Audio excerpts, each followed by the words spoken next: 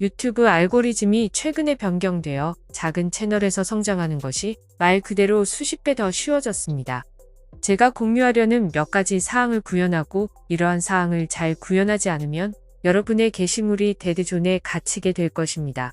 저도 데드존에 갇힐 뻔했습니다. 채널을 제대로 시작한 지 이제 6개월이 되어가는 저는 알고리즘에 걸릴만 할 게 없는 지금보다 더한 완전 초보 채널이었습니다. 작은 채널들은 무언가를 분석하기에 데이터가 너무 없습니다. 하나의 주제를 정했다면 그 안에서 다양한 시도를 해야 합니다. 2023년도부터 수익화가 가능해진 쇼츠부터도 말이죠. 처음에 쇼츠는 틱톡을 벤치마킹했다고만 생각했습니다. 하지만 둘의 메커니즘은 많이 다릅니다. 틱톡은 팔로워가 없는 첫 영상이라도 해시태그와 컨텐츠 태그로 분류해서 스마트 배포를 하기 때문에 알고리즘을 탈 수 있는 거죠. 하지만 쇼츠와 인스타그램, 구글은 검색 엔진 메커니즘으로 알고리즘을 타게 됩니다. 그렇다면 여기에서 알고리즘은 단순히 기계화된 데이터를 통해 작동되는 것일까요? 그렇다면 그 알고리즘을 움직이는 데이터는 무엇일까요?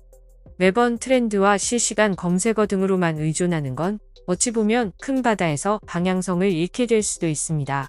실시간 트렌드 검색 등을 통했을 때 제가 느끼는 건 일관성 있는 컨텐츠에 나만의 색깔을 넣을 수 있을까? 였습니다. 우리가 말하는 알고리즘과 SEO 무척 중요합니다. 하지만 이것들도 분명 기본적인 그 무엇을 무시하다가는 큰 낭패를 볼 수 있습니다. 먼저 유튜브 알고리즘 변처사를 살펴보겠습니다. 2005년에서 2011년에는 클릭 유도에 집중을 했고 2012년에서 2016년까지는 참여에 집중을 했습니다.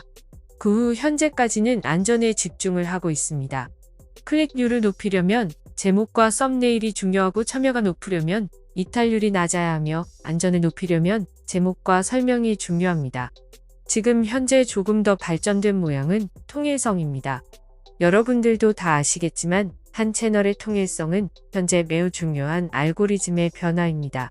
그리고 미래에는 채널 일관성의 가치를 높게 판단하는 광고주 친화적 환경으로 변화하게 될 거라 정리가 가능해요. 이미 상당히 변화한 것 같습니다. 그래서 우리는 알고리즘과 SEO에 대해 이야기하기 전에 이 알고리즘의 가치를 유기적으로 잘 조합하여 내 유튜브나 나의 채널에 적용시켜야 합니다. 그렇다면 이 알고리즘의 변화를 잘 적응하기 위해서 가장 중요한 것은 무엇일까요? 앞서 말씀드린 이것이 여기에 포함됩니다. 그것은 바로 고객이 원하는 것, 고객이 필요한 것을 아는 것입니다. 알고리즘도 SEO도 고객의 변화에 맞추는 것일 테니까요. 트렌드를 쫓다 보면 잠깐의 떡상은 있을 수 있으나 데드존에 갇힐 수 있는 것처럼 좀 더 진지하게 고객을 관찰하고 분석하고 이해하는 게 중요합니다. 이 데이터야말로 알고리즘의 데이터이자 SEO의 소스가 될 것입니다. 조금 더 깊이 얘기해보자면 고객의 감정적 욕구를 충족시킬 수 있냐 하는 것입니다. 그래서 제목과 썸네일이 처음 클릭을 유도하기 위해 중요하다는 것입니다. 직관적인 제목에 감정적인 호소를 느낄 수 있는 썸네일이 필요한 거죠. 챗GPT를 통한 SEO와 스크립트도 크리에이터인 여러분이 이 모든 베이스를 바탕으로 주의할 때 제대로 사용할 수 있는 것입니다. 구독자님 중 한 분이 트래픽을 유도할 수 있는 챗GPT 사용법이 바로 이 범주에 속합니다. 정말 많이 브레인스토밍 해보고 또 오랫동안 해온 사업을 위해서도 AI와 챗GPT를 사용하고 있지만 결국 선행되어져야 할 건 내 고객을 내가 잘 이해하고 있는지입니다. 여기까지는 매우 일반적인 얘기를 해보았고요. 그럼 작은 채널들이 더 빠르게 알고리즘을 탈 수 있는 핵심적인 요소는 무엇일까요? 첫 번째는 바로 더 뾰족한 틈새 시장을 공략해야 한다는 것입니다. 넓은 바다를 보지 말고 어항 안에서 내 컨텐츠를 세밀하게 다듬어야 하는 거죠. 챗GPT에 대한 컨텐츠가 많지 않았을 때 내 영상은 알고리즘을 타고 아주 빠르게 조회수가 무섭게 올라갔죠. 그러다 비슷한 컨텐츠가 많아지면서 더 섬세한 틈새 시장을 공략하고 피벗을 시도해야 했습니다. 여기에 추가적으로 프로모션도 진행을 해야 합니다. 초기 작은 채널은 유튜브 알고리즘만을 의존하면 안 됩니다. 수만 개의 영상들이 업로드되기 때문에 소외된 채널은 알고리즘 타기 쉽지 않기 때문에 유기적이며 적극적인 프로모션 활동이 필요합니다. 이 프로모션에서도 매우 뾰족한 타겟팅이 필요한 거죠. 내 경험을 기반으로 토론을 이끌어내든지 가치를 제공하면서 말이죠. 두 번째는 지금보다 더 비디오를 잘 만들 수 있는지와 정한 주제가 올바른지에 대한 질문을 해는 거죠. 지금 저의 고민이기도 한 이 두 가지 질문은 근간에 지속적인 제 스스로에게 던지는 질문이었습니다.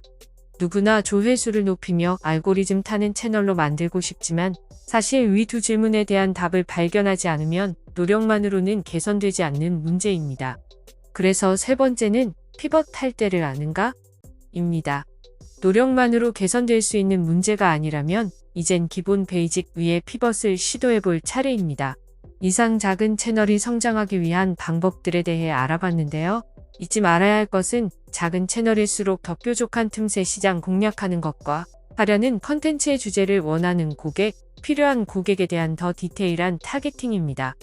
대형 채널, 인기 채널을 보고 따라가다가는 방향을 잃어버릴 수 있기 때문에 작은 채널 중에 점점 발전하는 채널들을 보고 연구하고 내 채널을 더 다듬어야 하는 거죠.